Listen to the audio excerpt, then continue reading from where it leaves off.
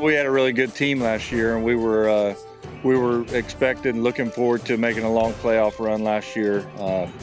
Losing the season was rough.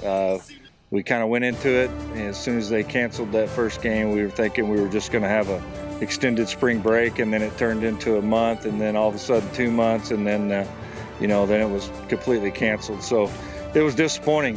We had a good team. I think mostly it just helps us understand that this game can be taken away from us at any point. So we definitely work a lot harder than we did last year, and we don't take anything for granted. We come out here and work. Yeah, it was a disappointment. We had a good team last year. Got a lot of guys back, so we're just not taking anything for granted. Going forward, we just, like the guys are saying, we're working hard. We are not taking anything for granted. We don't know that next week might be our last week. So just working hard every day and trying to get better and looking forward to having a full season.